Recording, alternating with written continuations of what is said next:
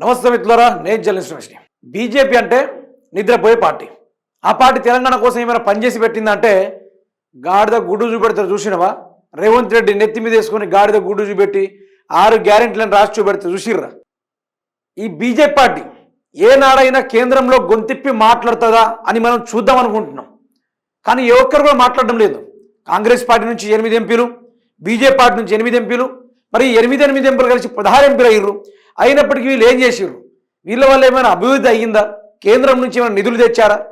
రూపాయి కాదు కదా, చిల్లి గవ్వ పావుల రూపాయలు కూడా తెలియదు. పావుల కూడా తెలియదు, చిల్లి గవ్వ కూడా తెలియదు.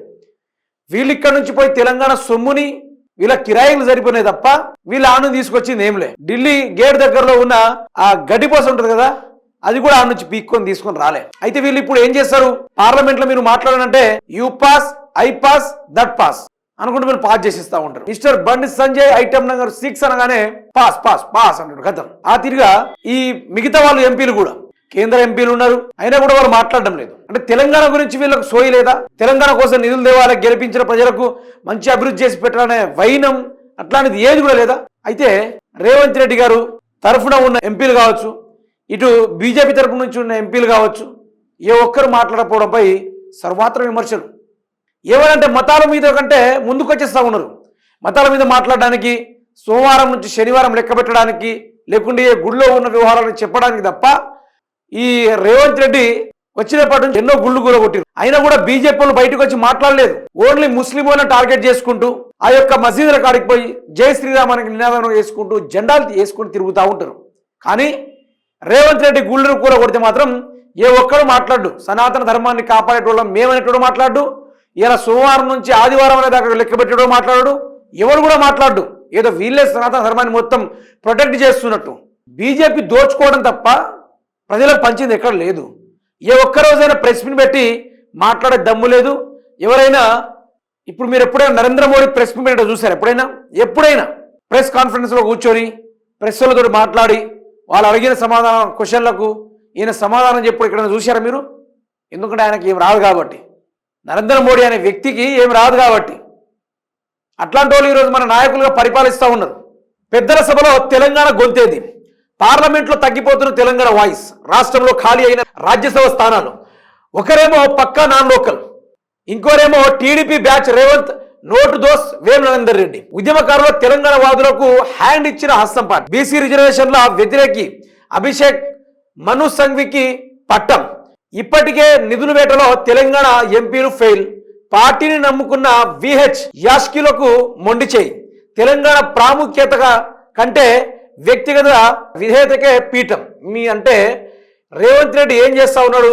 నేను మొన్ననే చెప్పిన మోస్ట్ వాంటెడ్ క్రిమినల్స్ అందరూ రేవంత్ రెడ్డి చుట్టుపక్కలనే ఉంటారు. ఎవ్వరు well educated, well graduated, Telangana వ్యవస్థ సంస్థ పైన అవగాహన ఉన్నోడు ఎవరు కూడా ఆయన చుట్టుపక్కల ఉండడు. ఆయన ఉంచుకోడు.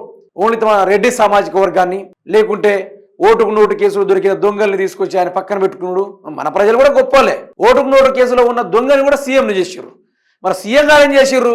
సలహాదారునిగా ఆ ఓటుకు నోటు కేసులో చిక్కిన మనిషిని ఈరోజు రాజ్యసభ పదవికి నామినేషన్ ఇచ్చే కార్యక్రమాలు చేశారు. ఇప్పుడు విహెచ్ గారు ఉన్నారు, పార్టీని నమ్ముకున్నారు, పార్టీ కోసం మాట్లాడుతూ ఉంటారు. అతన్ని కూడా దూరం పెట్టడం కూడా జరిగింది. ఇంకా చాలా మంది ఉన్నారు సీనియర్ నాయకులు. ఇప్పుడు బీసీలకు మేము కంఠం కోసేసి పెద్ద కంఠం బీసీలకు ఇస్తామని చెప్పిన ఇదే రేవంత్ సర్కార్ బీసీ వ్యతిరేకైన మను సంఘ్వికి ఈరోజు నామినేషన్ వేయించే కార్యక్రమాలు చేసేసారు. పార్లమెంట్లో కొట్లాడేటోళ్ళు ఎవరు లేరు, అక్కడి నుంచి కొట్లాడే నిధులు తెచ్చేటోళ్ళు ఎవరు లేరు. మరి ఈ రాజ్యసభలో ఉన్న ఇద్దరినైనా మంచిని ఎన్నుకుందామంటే ఇద్దరు కూడా దొందే వాళ్ళిద్దరి మాట్లాడడం ముచ్చడు. మౌన మేలనోయి ఈ మరుపురాని దోయి అనుకుంటుంటారు. చూసిరా పాట గా తీరుగానే వీళ్ళు ఎవ్వరము. ఈరోజు బీజేపీ ఎంపీలు కావచ్చు, కాంగ్రెస్ ఎంపీలు కావచ్చు, అసలు ఎంపీలు ఎవరెవరు ఉన్నారో కూడా అర్థం కాని పరిస్థితిలో ఉన్నారు. అందులో వాళ్ళు కేటీఆర్ని అంతో కొంత లేనిపోయి నాలెడ్జ్ తిట్టడానికి బయటకు వస్తారు తప్ప వాళ్ళు అసలు రాష్ట్రంలో ఉన్నారా, వాళ్ళ నియోజకవర్గాలు వాళ్ళనే ఉన్నారా అనేది అర్థం కాని పరిస్థితి. గాలింపు చర్యలు తీసుకోవాలి వాళ్ళని. ఒక్కరు మాట్లాడరా పార్లమెంట్లో? మరి మేము ఇంతగానం మీకు ఒకటి చెప్పాలి. రీసెంట్లీ ఒక కార్ షోరూమ్కి వెళ్ళాం. ఆ కార్ షోరూమ్కి వెళ్తే ఇప్పుడు నార్త్ సైడ్ ఉంది, నార్త్ సైడ్, సౌత్ సైడ్. ఈ 2 జోన్లలో నార్త్ సైడ్ ఇప్పుడు కొత్తగా లాంచ్ అయిన టాటా సియరా అనే ఒక కార్ ఉంది. ఆ కార్కి ప్రైస్ ఎంత మిట్లారా అంటే ఎక్స్ షోరూమ్ ప్రైస్ వచ్చేసి 20 లక్షల రూపాయలు, ఆన్ రోడ్ ప్రైస్ వచ్చేసి ఇక దాని స్టేట్స్ బట్టి డిఫరెన్స్ ఉంటాయి కదా. ఢిల్లీలో కానీ, రాజస్థాన్లో కానీ, గుజరాత్లో కానీ, హర్యానాలో కానీ ఈ ఏరియాలలో ఎంతో తెలుసా car? Just 22 lakhs or 21 lakhs. తెలంగాణకు వచ్చేసరికి 25 lakhs అవుతుంది. అంటే ఎంత జిఎస్టీ కానీ ట్యాక్స్ కానీ ఏ విధంగా విధిస్తున్నారో అక్కడ అర్థం చేసుకోవాలి. కుప్పలు కుప్పలు దోచుకుంటున్నారు తెలంగాణ మొత్తం, వ్యవస్థని మొత్తం దోచుకుంటున్నారు. మన తెలంగాణ అధికంగా పన్ను కడుతుంది ఎవరికి? కేంద్రానికి.